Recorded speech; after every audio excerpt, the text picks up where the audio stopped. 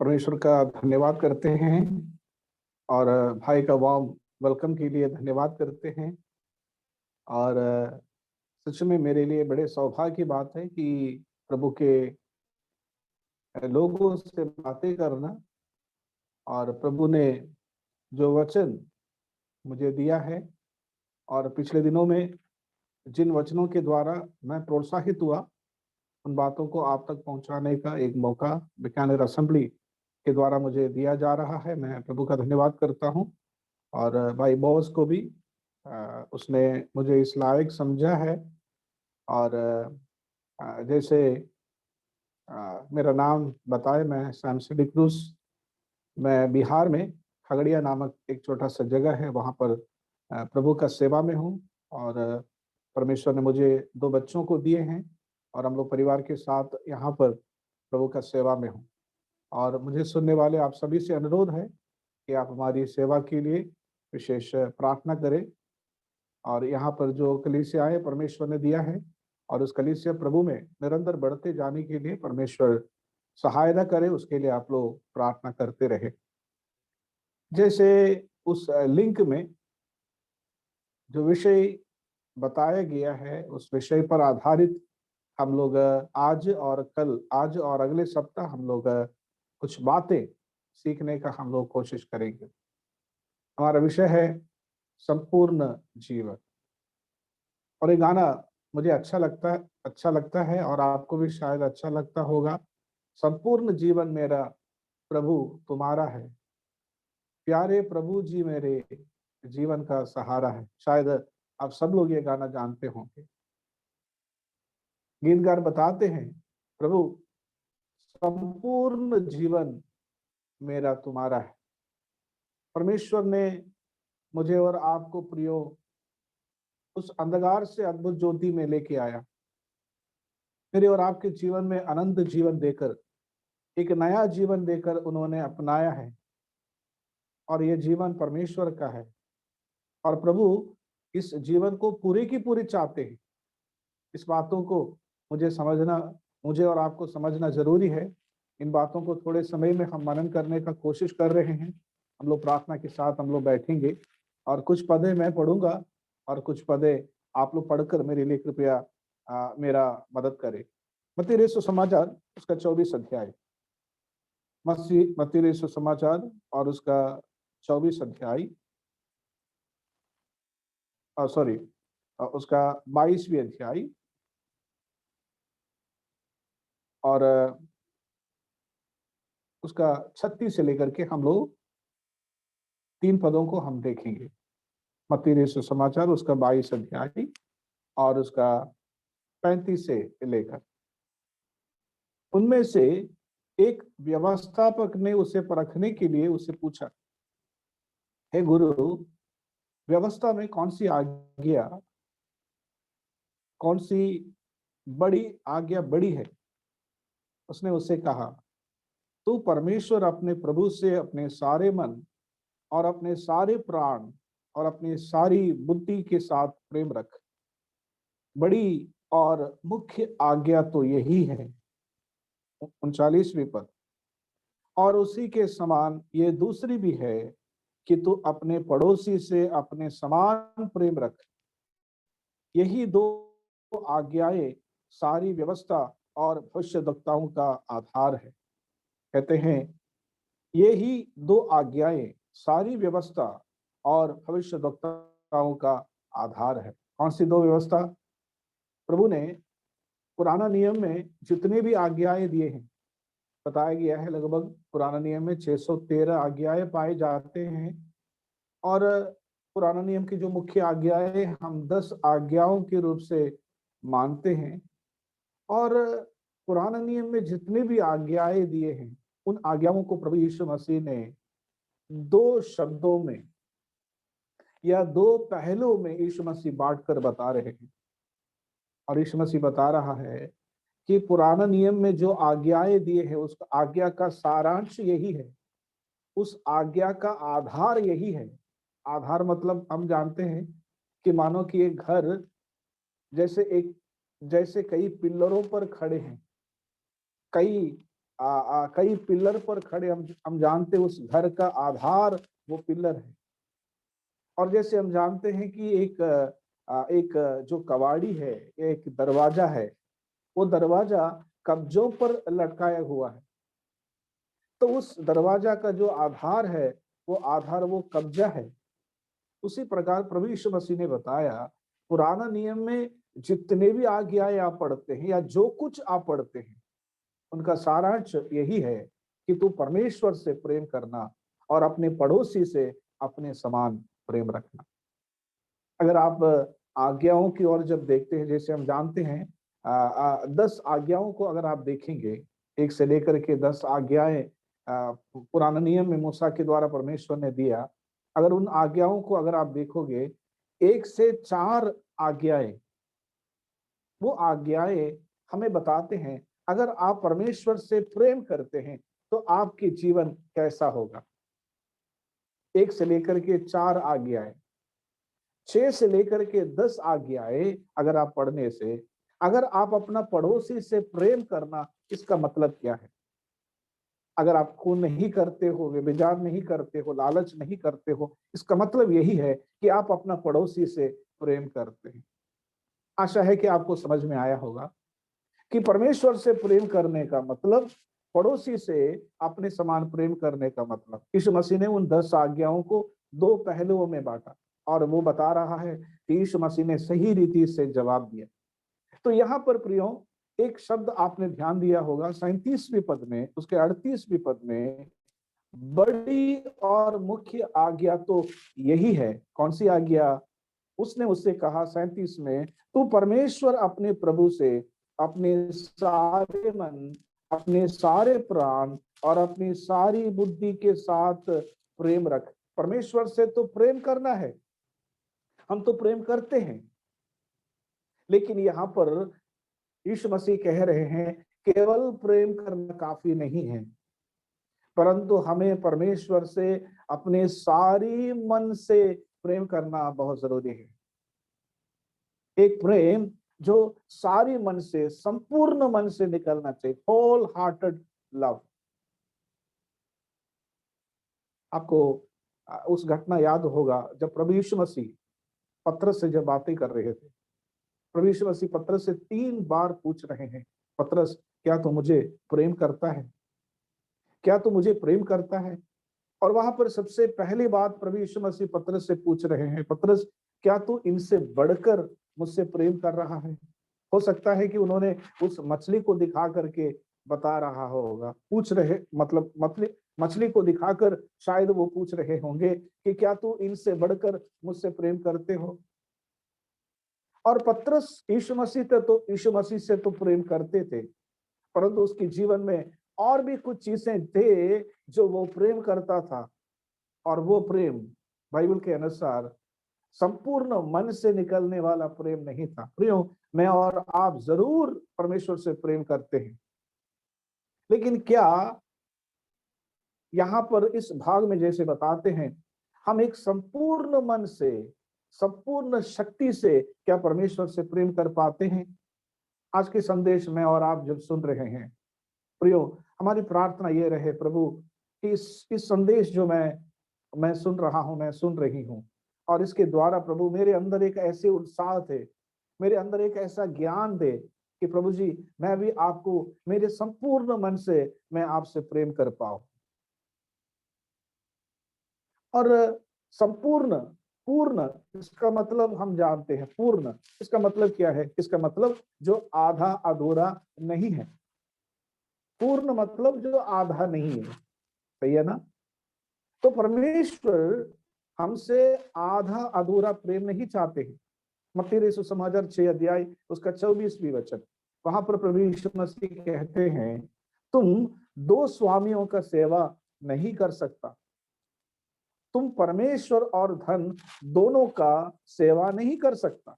देखो, तो वहां पर प्रभु यीशु मसीह बता रहा है संपूर्ण मन से परमेश्वर से प्रेम करना, परमेश्वर का सेवा करना, इसका मतलब है उस प्रेम आप किसी के साथ बांट नहीं सकते हैं। यीशु मसीह कह रहा है तुम 2 लोगों को दो स्वामियों को एक प्रकार प्रेम नहीं कर सकता। तो परमेश्वर से प्रेम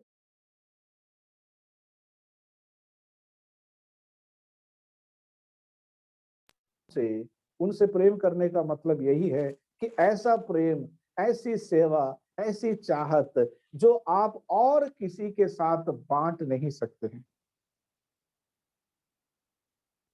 और संपूर्ण मन मतलब क्या है, इसका एक उदाहरण मैं बाइबल से आपके सामने रखने के लिए चाहता हूँ।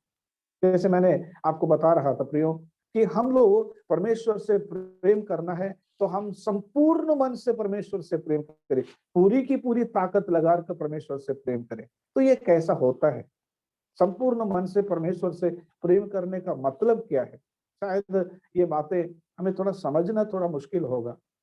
हम शब्दों को समझते होंगे, लेकिन ये कैसा होगा हमारे मन में शायद एक सवाल होंगे। तो मैं पुराने नियम से आपको एक व्यक्ति के बारे में आपके सामने मैं रखना चाहूंगा, जिससे हम ये समझने का कोशिश करें कि संपूर्ण मन, पूरे मन, इसका मतलब क्या है। मेरे साथ आप लोग निकालेंगे दूसरा इतिहास,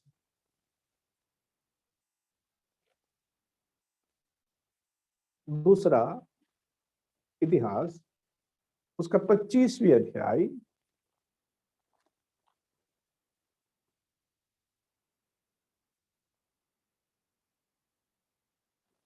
25 अध्याय, उसका दूसरा वचन कोई पढ़ेंगे? 25 अध्याय का दूसरा वचन, दूसरा इतिहास, सेकंड क्रॉनिकल्स चैप्टर 25 वर्स 2। उसने संपूर्ण मन का मतलब क्या है जी? उसने उसने वह किया जो यहोवा की दृष्टि में ठीक है, परंतु खरे मन से ना किया। हाँ, आप इंग्लिश में पढ़ेंगे, परफेक्ट मन से नहीं किया। He did not do it with a perfect heart। देखो, हम इस बात को समझने का कोशिश करेंगे प्रियो कि आधा मन मतलब क्या है, या सॉरी, संपूर्ण मन क्या है और आधा मन क्या है। तो यहाँ पर आप अमस्या राजा के बारे में हम लोग पढ़ते हैं। उस अमस्या राजा के बारे में साफ रीति से यहाँ बताते हैं, उसने वो किया जो यहोवा की दृष्टि में ठीक है।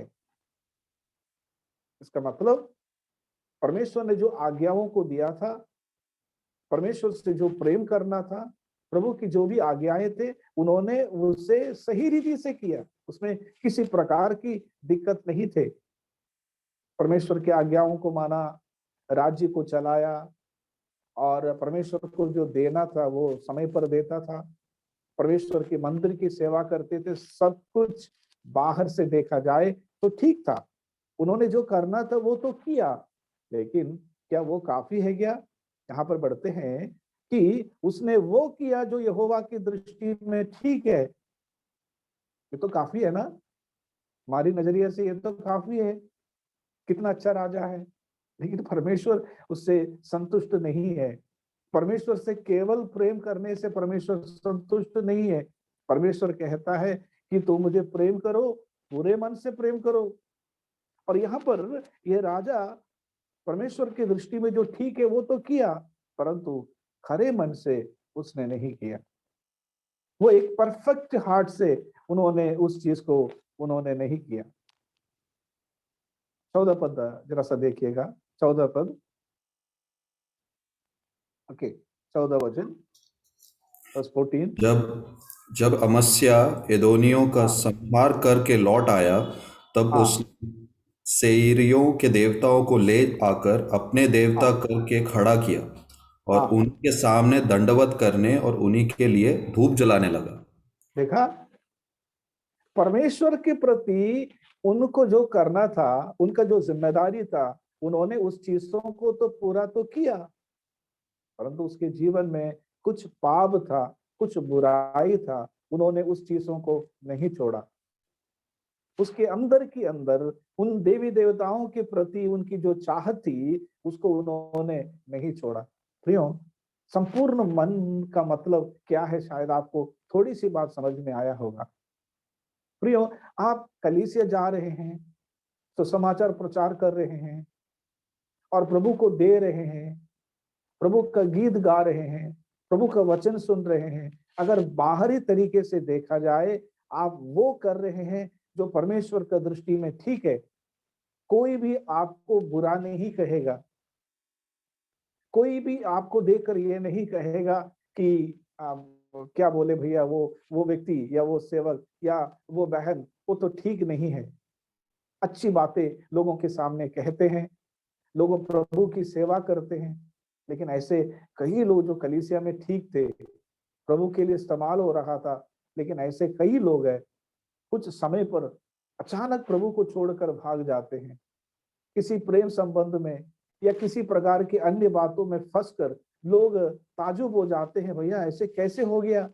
ये इतना अच्छा भाई था, इतने अच्छे बहन थे, वो ऐसा क्यों है? पता है, वो इसलिए है, वो सब कुछ कर रहे हैं जो ठीक है, वो चीजें कर रहे हैं, लेकिन it is not from the perfect heart. वो अपने हृदय पर पूरी पूरी रीति से प्रभु के लिए कर रहे कहकर नहीं कर रहे। उन्होंने केवल लोगों को दिखाने के लिए, लोगों के सामने अच्छा लगे, उनको कलीसिया बताते ही ये चीजें करने के लिए वो कर रहे हैं। प्रिय, इस बातों को ध्यान देना बहुत जरूरी है। अमस्या राजा ने वो किया जो यहोवा की दृष्टि में ठीक है, लेकिन खरे मन से नहीं किया। उससे क्या हो गया? उससे क्या हो गया? और आप एक और पद, आप दूसरा इतिहास उसका 20 अध्याय 32 और 33 पढ़ेंगे। दूसरा इतिहास उसका 20 अध्याय और उसका 32 और 33, वहां पर भी लगभग यही विषय, इसी प्रकार का एक आसा राजा के बारे में हम लोग वहां पर पढ़ेंगे। और वह अपने पिता आसा की लीक पर चला और उसने हाँ उसे नाम मुड़ा, अर्थात जो हाँ यहोवा की दृष्टि में ठीक है वही वह करता रहा। हाँ, तो भी करता रहा। तो भी ऊंचे स्थान डाए न गए, वरन अब तक हाँ प्रजा के लोगों ने अपना मन अपने पितरों के परमेश्वर की ओर ना लगाया था। हाँ, सावधान करने वाले एक बात है प्रियो। आसा राजा के बारे में भी यही बताते हैं कि आसा राजा ने वो किया जो परमेश्वर की दृष्टि में ठीक है। अपने पिता की लीक पर उन्होंने चला, पिता ने जो कुछ कहा था उन्होंने वो सब कुछ मानते हुए चला। कई बच्चे लोग भी ऐसे हैं, माँ बाप परमेश्वर का भय मानने वाले हैं, और उन माँ बाप अपने बच्चों को कहते हैं बाइबल पढ़ो, बाइबल पढ़ते हैं, बपतिस्मा लेने के लिए कहता है तो बपतिस्मा लेते हैं, और कलीसिया में संदेश देने के लिए कहता है तो संदेश देता है। वो करता है जो उनके पिता कहने के लिए करता है। अच्छी बात है, अच्छी बात है, लेकिन उन्होंने पूरी रीति से नहीं किया। इससे क्या हुआ? आप वहां पर देखते हैं 33 का लास्ट भाग में देखिएगा, लास्ट भाग में, और अपना मन अपने पितरों के परमेश्वर की, और वरन अब तक प्रजा के लोगों ने अपने मन अपने पितरों के परमेश्वर की ओर ना लगाया, ना लगाया। मतलब आशा, आशा जो परमेश्वर की दृष्टि में ठीक है वो कार्य तो करता था, लेकिन लोगों को वो इन्फ्लुएंस नहीं कर पाया, अपने जिंदगी से इन्फ्लुएंस नहीं कर पाया। प्रियो, हम, मेरे और आपके जीवन में हम केवल कर्म के लिए करने वाला कार्य, कर्म के लिए करने वाले कार्य से लोगों के जीवन में कोई प्रभाव होने वाला नहीं है। आप एक विश्वासी है, आप कलीसिया जाते हैं, सुसमाचार सुनाते हैं, सब कुछ करते हैं, लोग क्यों परमेश्वर की ओर नहीं आते हैं? आपका जिंदगी के द्वारा आपका परिवार का लोग क्यों प्रभु में नहीं आते हैं? ऐसे कई लोग हैं, विश्वास में आया और घर से अकेले हैं, 20 साल से 30 साल से वो अभी भी घर से अकेले ही हैं। लोग क्यों उसके जीवन से परिवर्तित नहीं होते हैं? वो इसलिए है, वो कलीसिया जाता है, बाइबल पढ़ते हैं, प्रार्थना करते, प्रभु को देते हैं, सब कुछ करता है, लेकिन वो एक परफेक्ट हृदय से वो नहीं करते। वो अपने घर में जब जाता है, घर के लोगों के समान वो अपना जीवन बिताते हैं। जब अपने दोस्तों के बीच में रहते हैं, दोस्तों के समान वो अपने जीवन बिताते हैं। वो लोगों को इन्फ्लुएंस नहीं कर पाते हैं। अगर आप एक ऐसा विश्वासी है, आप संपूर्ण मन से, पूरे जोश के साथ, पूरे लगन के साथ प्रभु के पीछे चलने वाला व्यक्ति है, प्रभु के लिए करने वाले हर कार्य पूरे जोश के साथ, पूरे तन मन के साथ लगा करके करने वाले हैं, प्रियो, आप जरूर बिना सुसमाचार सुनाए आपके आसपास के लोगों को, आपके परिवार के लोगों को आप प्रभु की ओर ले आएंगे। वो लोग मंदिर जाते हैं तो आप चर्च जाते हैं, वो रामायण पढ़ता है तो आप बाइबल पढ़ते हैं, वो उत्तर की ओर प्रार्थना करता है, आप दक्षिण की ओर प्रार्थना करते हैं। तो केवल एक धर्म के तहत, एक कर्म के तहत आप ये काम करते जाओगे तो लोग बताएंगे भैया तुम भी ठीक है और हम भी ठीक है। लेकिन अगर आप करने वाला कार्य पूरे तन मन के साथ करने वाले हैं, पूरे मन लगा करके वो कार्य करोगे, चाहे आप प्रार्थना करते हैं, बाइबल पढ़ते हैं, कलीसिया जाते हैं, अगर आप पूरे तन मन के साथ करने वाला व्यक्ति है, आप उस आशा में के समान नहीं होंगे। आप जरूर अपने घर में एक इन्फ्लुएंस लाएंगे। इसलिए प्रियो हम केवल जो कार्य कर रहे हैं, केवल करने के लिए हम ना करें, केवल कर्म के लिए हम ना करें, लोगों को दिखाने के लिए ना करें, परंतु जो करते हैं वो करने वाला हमारा दिल से निकलना चाहिए। हम पूरे दिल से वो काम करें। प्रियो, हमारा परमेश्वर हमारे केवल कार्यों को देखने वाला परमेश्वर नहीं है, हमारा परमेश्वर हमारे दिल के विचारों को देखने वाला परमेश्वर है। मैं क्या वचन सुनाता हूँ, मैं क्या गाना गाता हूँ, आराधना में जाकर के वहां पर बैठते हैं तो मैं क्या करता हूं, उससे बढ़कर मेरे मन में क्या है, आपके मन में क्या है, ये देखने वाला परमेश्वर है। परमेश्वर हमारी कार्यों को नहीं, परंतु परमेश्वर हमारी विचारों को दूर से देखने वाला परमेश्वर है। इसलिए हम परमेश्वर की जब सेवा करते, परमेश्वर से प्रेम करते हैं पूरे लगन के साथ और पूरे तन मन लगा करके जो करते हैं, पूरे ईमानदारी के साथ करने के लिए परमेश्वर हमारी सहायता करे। तो हम ये बात देख रहे थे कि पूरा मन का मतलब क्या है। पूरा मन का मतलब यही है, केवल कर्म के लिए करने वाला कार्य नहीं, परंतु हृदय से निकलने वाला कार्य होना चाहिए, पूरे तन मन के साथ करने वाला कार्य। आप कुछ भी करते हैं प्रियो, आप कुछ भी करते हैं पूरे ताकत लगाकर, पूरे दिल से वो काम करने का कोशिश करें। आप जब बाइबल पढ़ते हैं प्रियो, पूरा ध्यान उसमें लगा करके पढ़े। आप जब प्रार्थना करते हैं, ऐसे प्रार्थना करो कि मानो परमेश्वर से आप बातें कर रहे हैं, मानो नहीं ऐसे ही हो रहा है। जैसे हमने एक किताब पढ़ा था, उस किताब का हेडिंग ऐसे लिखा हुआ है, don't just stand there, say something. आप केवल घुटने में खड़े मत हो, परंतु परमेश्वर से कुछ बातें करो। आप जब कलीसिया जाते हैं प्रियो, पूरे मन के साथ, केवल समय बिताकर कैसे खत्म हो जाए, हम भाग जाए, ऐसा नहीं। आप कुछ भी करते हैं दिल से करो, कुछ भी करते हैं ईमानदारी से करो। आप अपने घर में एक विश्वासी है, पूरे ईमानदारी के साथ अपना विश्वास का ऐलान करो। प्रभु मुझे और आपको इस बात के लिए सहायता करे। तो परमेश्वर चाहता है कि हम कुछ भी करें पूरे मन के साथ, पूरे तन के साथ, पूरे ताकत लगा करके हम उस चीजों को करना है, अन्यथा वो करने से कोई फायदा नहीं होती। आप भले, लोग आपको बुरा नहीं कहेंगे, लोग आपका तारीफ करेंगे, लोग आपका अच्छा कहेंगे, लेकिन उससे उससे जैसे एक प्रभाव होना चाहिए वैसे एक प्रभाव नहीं होगा। और आपके जीवन में आप थोड़े थोड़े पापों को पनपने वाले एक व्यक्ति है, अमस्या के समान। एक दिन खुले आम उस पाप करने का नौबत आपके जीवन में आ जाएगा। इसलिए कोई भी कुछ भी करते हैं हृदय से करने के लिए कोशिश करें। यिर्मयाह नबी की किताब में परमेश्वर कहते हैं, श्रापित है वो मनुष्य जो परमेश्वर का सेवा आलस के साथ करते हैं। ऐसा ना होने के लिए प्रभु सहायता करे। और आज हम कुछ बातें आपके सामने बताने के लिए चाहता हूं कि ऐसा कौन सी क्षेत्र है जहां पर मुझे और आपको पूरे तन मन के साथ उस कार्यों को करना चाहिए, पूरे मन के साथ, संपूर्ण जीवन या होल हार्टेडली। हमें कौन से क्षेत्र में जो कुछ कार्य परमेश्वर देखना चाहते या करना चाहते, कौन से क्षेत्र में हमें पूरे तन मन के साथ वो कार्यों को करना चाहिए। ऐसी 5 बातें आज एक परिचय के रूप में बताकर मैं आज का संदेश समाप्त करने के लिए चाहूंगा। लो जल्दी कुछ पदों को पढ़ेंगे, कौन सा क्षेत्र में हमें संपूर्ण हृदय के साथ ये काम करना चाहिए।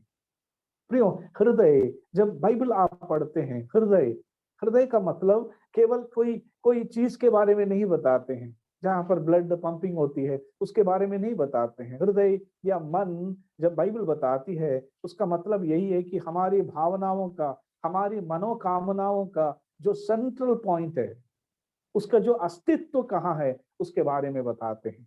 मतलब हमारी जो तीव्र इच्छा जो होती है, हमारी जो मनोकामना है, हमारी जो इच्छा इच्छा और उन सबों का जो केंद्र बिंदु है, उसके उसको दिखाने के लिए बाइबल मन का शब्द का इस्तेमाल किए हैं।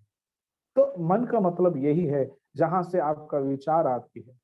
मन का मतलब यही है जहां से आपका इच्छा होती है। तो आपका जिंदगी में सबसे तीव्र इच्छा किसके प्रति होना चाहिए, ये बातें हम देखने के लिए जा रहे हैं। आइए, सबसे पहली बात हम लोग देख रहे थे मत्ती रचित समाचार उसके 22वें अध्याय में हम लोग देख रहा था, फिर से हम लोग निकालेंगे।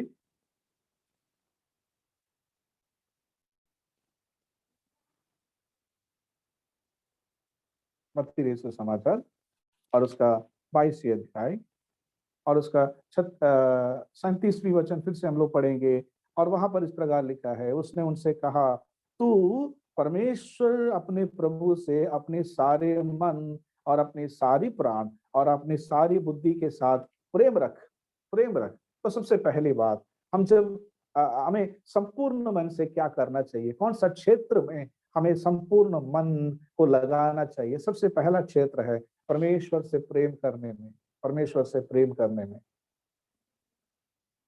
और आप व्यवस्था विवरण उसका 6 अध्याय में और उसका 4 और 5 पदों में जो इसराइलियों के लिए सबसे मुख्य पद माना जाता है, और आप जरा सा उस पदों को भी जरा सा पढ़िएगा। व्यवस्था विवरण उसका 6 अध्याय, और आप लोगों को शायद ये पद मालूम होगा। 6 अध्याय 4 और 5 पद कोई पढ़ेंगे? हे इस्राएल सुन, यहोवा हमारा परमेश्वर है, यहोवा एक ही है। तू अपने परमेश्वर यहोवा से अपने सारे मन और सारे जीव और सारी शक्ति के साथ प्रेम रखना। प्रेम रखना। और इसराइलियों के लिए सबसे मुख्य पद यह माना जाता है, शेमा पासेज।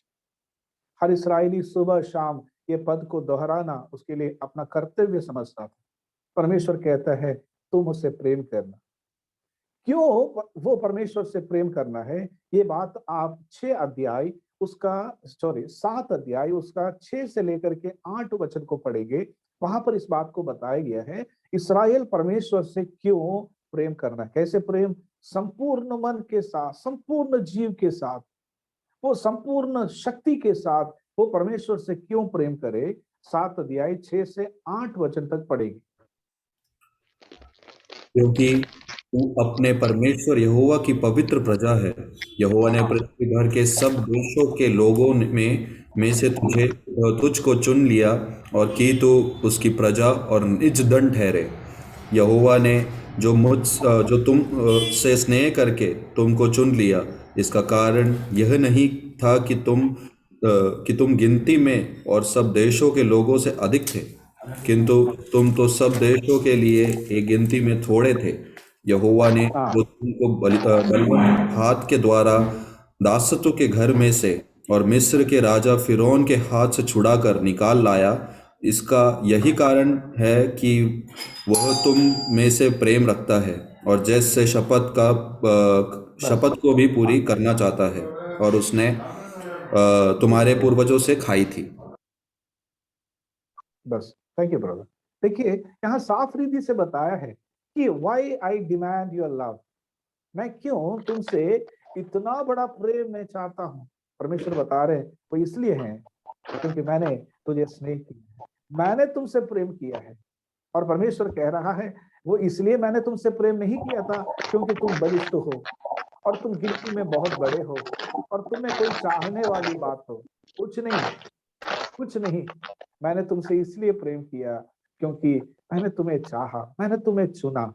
सारे पृथ्वी पर में परमेश्वर ने इसराइलियों को चुना। कोई योग्यता नहीं थे, कोई योग्यता नहीं थे। वो कौन थे? वे तो गुलाम थे।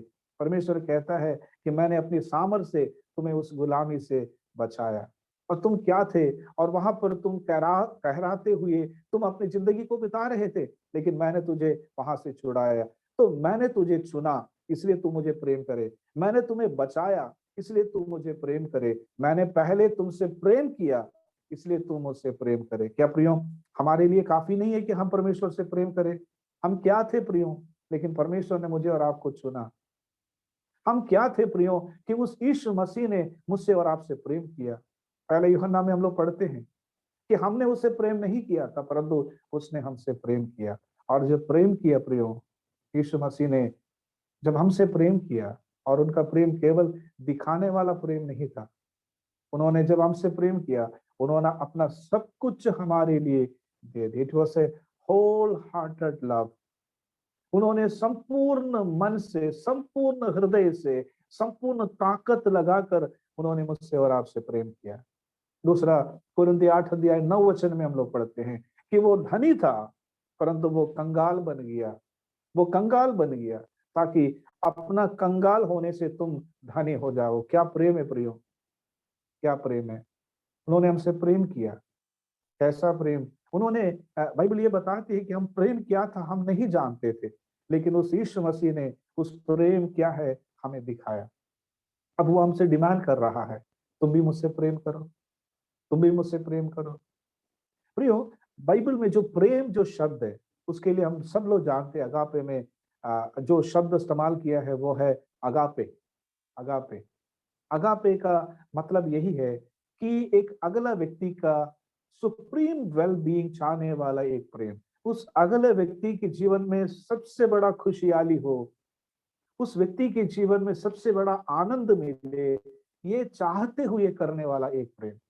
या उस अगापे का एक दूसरा मतलब यही है कि उस अगला व्यक्ति को प्रायोरिटी देकर अपने जीवन में सबसे मुख्य मानने वाला एक प्रेम, सबसे मुख्य मानने वाला प्रेम।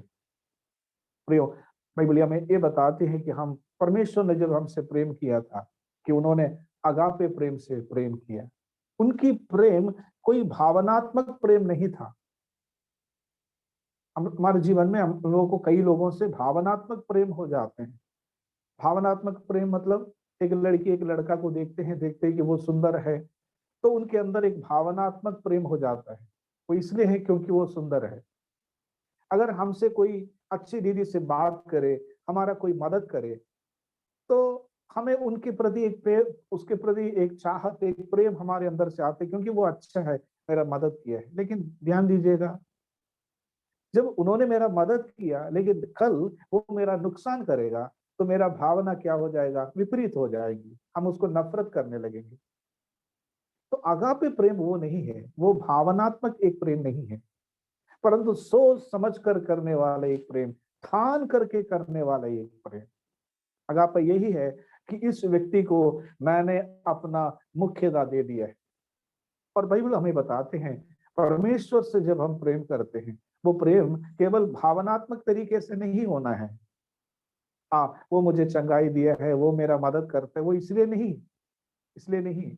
वो प्रेम जानबूझ करके करने वाला प्रेम होना चाहिए, और वो प्रेम प्रायोरिटी बेसिस पर होना चाहिए। इसलिए हम लोग देख रहे थे कि मत्ती रचित सुसमाचार 6 अध्याय 24 पद में वो प्रेम कैसा होना चाहिए। वो प्रेम एक्सक्लूसिव प्रेम होना चाहिए। एक्सक्लूसिव प्रेम, आप दो स्वामियों की सेवा नहीं कर सकते। यीशु मसीह के बराबर आप किसी को रख नहीं सकते हैं। It must be exclusive love. और आप अगर मत्ती रचित सुसमाचार 10 अध्याय 37 से 38 तक अगर आप पढ़ेंगे, वहां पर यीशु मसीह बताते हैं, अगर मुझसे बढ़कर कोई अपने माता पिता भाई बहन या लड़के और किसी से प्रेम करते, वो मेरा चेला नहीं हो सकता। So it must be A surpassing love, मतलब उनसे बढ़कर करने वाला प्रेम।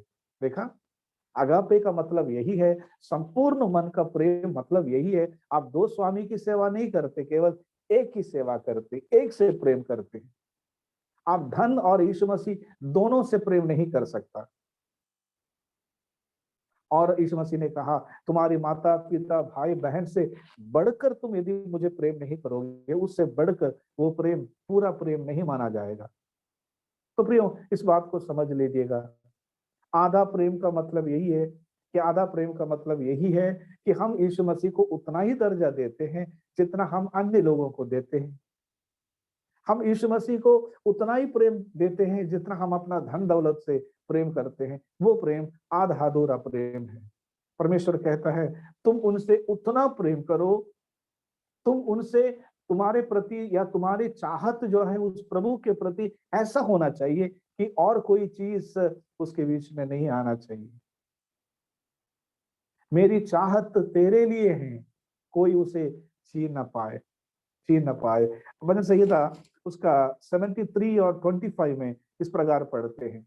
भजनकार बताते हैं, स्वर्ग में मेरा और कौन है, तेरे संग रहते हुए पृथ्वी पर और मैं नहीं चाहता। स्वर्ग में मेरा कौन है, पृथ्वी पर भी प्रभु आपको छोड़कर मैं और कुछ नहीं चाहता। यही है सरपासिंग लव। मेरे और आपका हृदय में एक बार झलक करके देखिए, हमारे अंदर, हमारे मन में मेरी सबसे बड़ी इच्छा क्या है, मेरी सबसे बड़ी चाहत क्या है? क्या मेरी चाहत मोबाइल है? मेरी चाहत मेरी ऊंचे पद है? मेरी चाहत मेरे बच्चे हैं? मेरा चाहत मेरा नौकरी है? आपका दिल के अंदर सबसे बड़ी तीव्र इच्छा क्या है? भजनकार बताते हैं, प्रभु जी मेरा तीव्र इच्छा यही है प्रभु कि मैं चाहता हूं। तो हम प्रभु से जो प्रेम करते हैं उसमें हमें पूरे की पूरे मन लगाना चाहिए।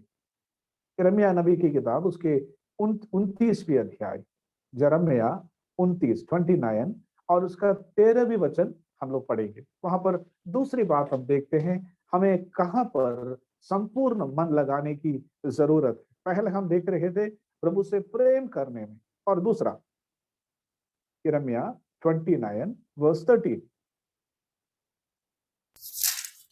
और तुम मुझे ढूंढोगे और पाओगे भी, क्योंकि तुम अपने संपूर्ण मन से मेरे पास आओगे। यहाँ पर परमेश्वर को ढूंढने में हमें संपूर्ण मन की जरूरत। और यहाँ पर बताते हैं तुम मुझे ढूंढोगे और पाओगे भी, क्योंकि तुम अपने संपूर्ण मन से मेरे पास आए, तुमने संपूर्ण मन से मुझे ढूंढे। ढूंढने का मतलब क्या है? ढूंढने का मतलब यही है, अगर आप भजन संहिता 105 और उसका 4 पद अगर आप देखेंगे, उसके दर्शन के लगातार खोजी बने रहे। वहां पर बताते हैं उसके दर्शन के लगातार खोजी बने रहे। हम जानते हैं कि परमेश्वर हर जगह है। परमेश्वर तो, यीशु मसीह तो सर्वशक्तिमान है। उन्होंने कहा तुम जहां यीशु मसीह ने कहा कि तुम जगत के अंत तक जाओ, मैं तुम्हारे साथ हूं। तो परमेश्वर तो हर जगह है, और यीशु मसीह तो सर्वशक्ति सर्वव्यापी है, वो हर जगह है। तो उन्हें ढूंढने का मतलब क्या है? वो तो पाया जाता है, जहां देखो तो यीशु मसीह तो है। तो उसे ढूंढने का मतलब यही है कि हम उन्हें हमेशा हमारी अटेंशन देने की जरूरत है। एक अटेंशन, एक ध्यान, एक नजर हमेशा उस पर रखने की बहुत जरूरत है। भजन संहिता उसका 16:8 में भजनकार इस प्रकार बताते हैं। भजन संहिता 16:8, मैंने यहोवा को निरंतर अपने सन्मुख रखा है। देखा, मैंने परमेश्वर को निरंतर अपने सन्मुख रखा है। मैं कुछ भी करने से पहले वो परमेश्वर से सलाह पूछता हूँ। मैं कहीं जाने से पहले उससे मैं अनुमति लेता हूँ। मेरे जीवन के हर खुशी मैं उनके साथ बांटता हूँ। मेरे जीवन के हर दुख मैं उसके साथ बांटता हूँ।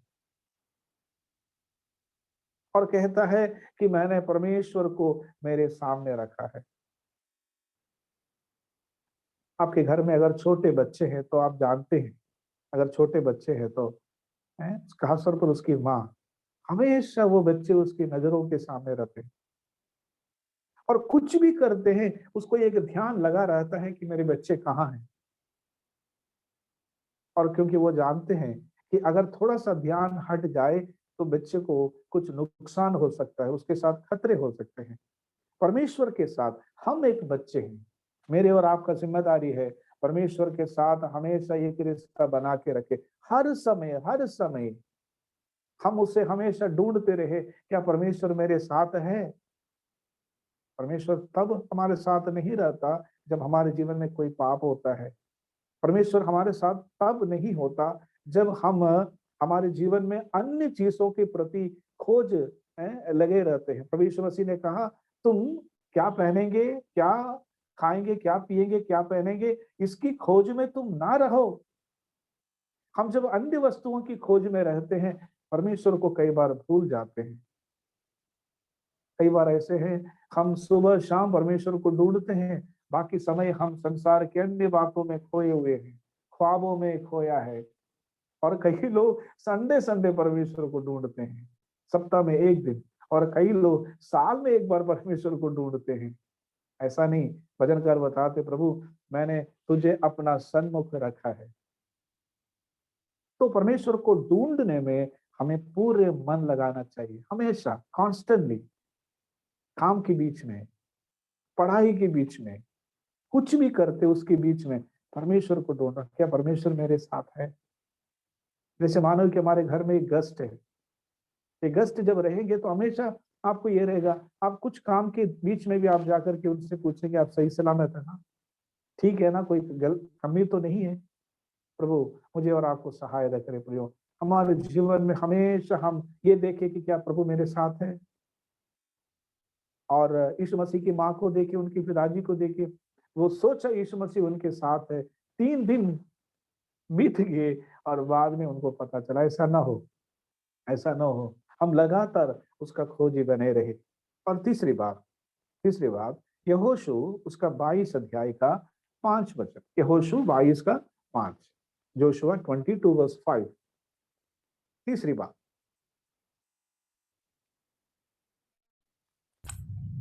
केवल इस बात की पूरी चौकसी न करना कि जो जो आज्ञा और व्यवस्था यहोवा के दास मूसा ने तुमको दी है उसको मानकर अपने परमेश्वर यहोवा से प्रेम रखो, उसके सारे मार्गों पर चलो, उसकी आज्ञाएं मानो, उसकी भक्ति में लौलीन रहो और अपने सारे मन और सारे प्राण से उसकी सेवा करो। हाँ देखिएगा, बताते हैं कि अपने सारे मन और इस सारे प्राण से उसकी सेवा करो। प्रियो, तीसरी बात हम बता रहे थे, कौन से क्षेत्र में हमें पूरे मन लगाना चाहिए।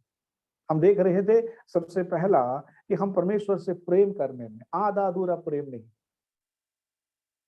पत्नी से, बच्चों से, किसी से भी बढ़कर, संपत्ति से बढ़कर प्रभु से प्रेम करें। दूसरा हम देख रहे थे कि हम प्रभु को ढूंढने में हमेशा प्रभु के साथ एक संबंध में जीवन बिताइए, हर वक्त प्रभु के साथ एक रिश्ता बना के रखिए, ये मालूम करते हुए चले कि प्रभु मेरे साथ है, उठते समय, चलते समय। और तीसरी बात हम दे रहे थे, प्रभु का सेवा करने में, प्रभु का सेवा करने में। परमेश्वर ने प्रियो आपके जीवन में, मेरे जीवन में अलग अलग सेवाएं दी हैं, अलग अलग सेवाएं दी हैं। आप जो भी करते हैं, बाइबल बताते हैं, वचन का प्रचार करने वाला ईमानदारी से वचन का प्रचार करे। और प्रार्थना करने वाला, अगर आपको गीत गाने का वरदान परमेश्वर ने दिया है, प्रभु के लिए जो भी कार्य करते हैं प्रियो, परमेश्वर चाहता है कि पूरे मन लगा करके हमें करना चाहिए, पूरे मन लगाकर हमें करना चाहिए। जो भी सेवा, कलीसिया में अगर झाड़ू लगाने का भी सेवा है प्रियो, कुड़कुड़ाते हुए नहीं, कुर्सी पोछने का सेवा है, जो भी सेवा आपको मिलता है प्रभु का सेवा है। और यिर्मयाह नबी की किताब में उस बातों को ध्यान देना कि जो जो प्रभु के लिए, प्रभु का जो सेवा करते हैं आलस के साथ करता है वो श्रापित है। इसलिए प्रभु के लिए कुछ भी करते हो, दूसरों का सेवा, प्रभु के नाम से दूसरों का सेवा करने में भी पूरे तन मन लगा करके करना है। जॉन एफ कैनेडी ने अपने लोगों, अमेरिका का सिटीजन्स को एक बार प्रचार, एक बार संदेश दे रहा था। उन्होंने इस बात बताया कि प्रियो, अमेरिका तुमको क्या देगा, अमेरिका तेरा क्या सेवा करेगा, इसके बारे में तुम सोचकर ज्यादा चिंता नहीं करना, लेकिन तुम हमेशा ये सोचो कि मैं अमेरिका के लिए क्या सेवा कर सकते हैं। हम हमेशा ये बात सोचते रहते हैं, प्रभु मुझे क्या देगा, प्रभु मुझे क्या देगा। प्रियो, अब वक्त भी है हम प्रभु के लिए भी कुछ करें। और आप कुछ भी करते हैं प्रियो, पूरे मन लगा करके कीजिए। उस विधवा ने अपने पास जो दो सिक्का था प्रभु को दे दिया। उस लड़के ने अपने पास 5 रोटी था, उन्होंने पूरी पूरी विधि से दे दिए, पूरी पूरी विधि से दे दिए। आप प्रभु के लिए जो भी करते हैं पूरे मन के साथ करो, आधा अधूरा काम नहीं करो। प्रभु का सेवा पूरे मन के साथ करना चाहिए। जो भी सेवा प्रभु आपको देते हैं, प्रार्थना, दूसरों के लिए प्रार्थना करना, तन मन के साथ करो, पूरी ईमानदारी के साथ करो। और तीसरी बात हम देखे थे, आइए हम लोग नीति वचन उसका 3 अध्याय 5वीं वचन पढ़ेंगे। चौथी बात हम लोग वहां पर देखते हैं, नीति वचन 3 अध्याय और उसकी 5वीं वचन। तू अपनी समझ का सहारा ना लेना, वरन संपूर्ण मन से यहोवा पर भरोसा रखना। संपूर्ण मन से यहोवा पर भरोसा। यहोवा पर भरोसा जब आप करते हैं, उसमें भी संपूर्ण मन से करना चाहिए, संपूर्ण मन से करना चाहिए। छठे पद जरा सा पढ़ेंगे ब्रदर, छठे पद। उसी को स्मरण करके सब हाँ काम करना, तब वह हाँ, तेरे लिए सीधा मार्ग निकालेगा। और उसका अगला पद भी। अपनी दृष्टि में बुद्धिमान ना होना, यहोवा हाँ, को भय मानना और बुराई से अलग रहना। अपने दृष्टि में बुद्धिमान नहीं होना। ठीक है, तो परमेश्वर पर संपूर्ण मन से भरोसा करने का मतलब यही है कि आपको जो ठीक लगता है वो नहीं करना, अपना समझ का सहारा नहीं लेना। कोई भी निर्णय लेने से पहले परमेश्वर से पूछना, प्रभु मैं क्या करूं। और जब आपको प्रभु कहता है वो चीजों को करना। और आपको कभी कभी समझ में नहीं आएगा, कई बार ऐसे होती है, आपको समझ में नहीं आता है परमेश्वर आपको क्यों ऐसे करने के लिए कहता है, लेकिन सवाल नहीं करना, कर लेना, अपना बुद्धि का सहारा आप नहीं लेना। यूहन्ना 2 अध्याय 5वीं वचन। मरियम अपने सेवकों को कहता है, वो जो कुछ तुमसे कहे वही तुम करना।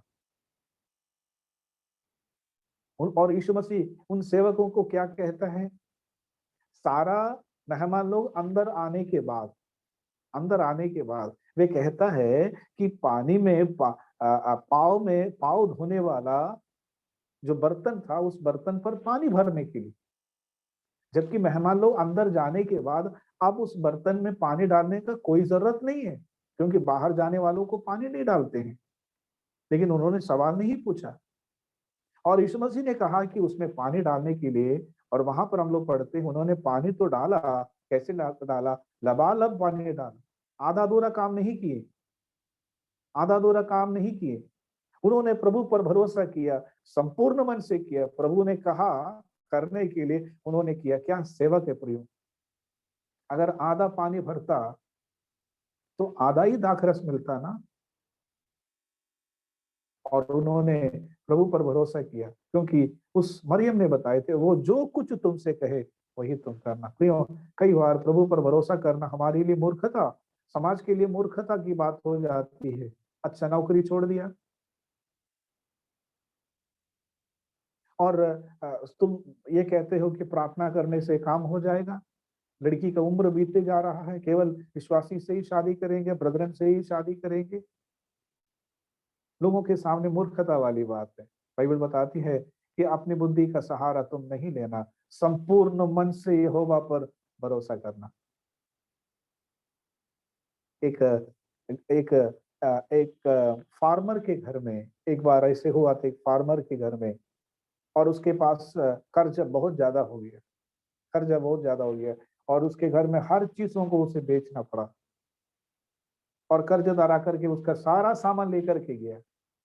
और जब वो अपना घर देखने के लिए आया, तो वहां पर एक छोटा सा बाइबल वर्स लिखा हुआ था। और बाइबल वर्स यही था, इब्रानियों का पत्र 1 अध्याय 11 वचन। उसमें ऐसे लिखा है, वे नष्ट हो जाएंगे परंतु तू बना रहेगा। वे नष्ट हो जाएंगे परंतु तू बना रहेगा। सचमुच में उस गरीब, उस फार्मर ने सोचा, हाँ सही बात है, मेरा सब कुछ खत्म हो गया, लेकिन प्रभु तू तो बना रहेगा। प्रभु पर भरोसा कीजिए, अपने धन पर, संपत्ति पर, बाल बच्चों पर नहीं, अपने घर पर नहीं, अपनी नौकरी पर नहीं, सब नष्ट हो जाएंगे, लेकिन वो आपका सहारा बनेगा, क्योंकि उन्होंने कहा मैं तुझे कभी नहीं छोड़ूंगा और ना तुझे कभी त्यागूंगा। इसलिए प्रियो, परमेश्वर पर भरोसा कीजिए। कैसे? पूरे मन के साथ भरोसा कीजिए। वो आपको कभी धोखा नहीं देगा, वो आपको कभी नहीं छोड़ेगा। अंत में भजन संहिता 119 का 34 वचन हम लोग पढ़ेंगे। भजन संहिता 119 का 34 वचन।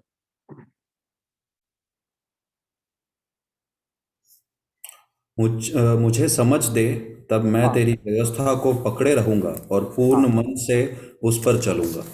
क्या बात है प्रियो। परमेश्वर का वचन को पालन करने में भजनकार बताता है, मुझे समझ दीजिए प्रभु, ताकि मैं तेरे वचन को पकड़े रहूंगा और पूरे मन से मैं उसको मानूंगा, पूरे मन से उसको मानूंगा। इसका मतलब क्या है? परमेश्वर ने जैसा कहा वैसे मानूंगा। परमेश्वर ने अगर कहा मैं उसे 100% मानूंगा। परमेश्वर का वचन हम कैसे मान रहे हैं? साउल साउल उनको कहा था कि अमालेकियों को पूरे पूरे खत्म करना है, लेकिन शाऊल ने क्या किया? कुछ चीजों को बचा करके रखा, कुछ चीजों को बचा करके रखा। आधा आज्ञा का पालन किया और आधा नहीं किया। पर दाऊद बताते, प्रभु मैं उस शाऊल के समान नहीं बनना चाहता हूँ।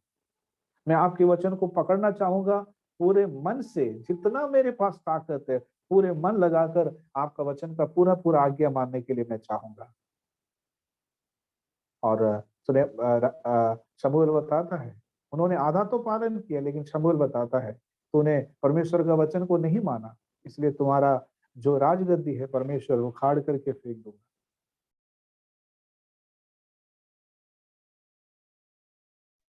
बलि से भी उत्तम है। प्रभु हमें सहायता करे। और हम लोग देख रहे थे कि संपूर्ण मन का मतलब क्या है, और हम लोग देख रहे थे कौन से क्षेत्र में हमें संपूर्ण मन लगाने की जरूरत है। और हम लोग देख रहे थे कि परमेश्वर से प्रेम करने में, और परमेश्वर की खोजी बनने में, और परमेश्वर की सेवा करने में, परमेश्वर पर भरोसा करने में, और अंत में देख रहे थे परमेश्वर की आज्ञा मानने। एक और बार हम लोग ये प्रार्थना के साथ यहाँ से विदाई हो जाए, प्रभु मेरे अंदर संपूर्ण मन से हर काम को करने के लिए प्रभु आप हमारी सहायता करें। जो हम करते हैं पूरे तन मन के साथ करने के लिए प्रभु सहायता करें। मेरा संपूर्ण जीवन आपका है, क्योंकि आपने इसे खरीदा है। इसलिए आपके लिए जो भी करते हैं पूरे ईमानदारी के साथ, 100% ईमानदारी के साथ करने के लिए मेरा सहायता करिए। प्रार्थना हमारी रहे। और एक और बार बीकानेर असेंबली को प्रभु यीशु मसीह के नाम से धन्यवाद देते हैं कि प्रभु के ये संदेश बांटने का अवसर दिया है। प्रभु हम सबको मदद और सहायता करे। प्रभु के नाम की स्तुति हो। Thank you brother. और आज हमने सीखा परमेश्वर को पूरे दिल से, पूरे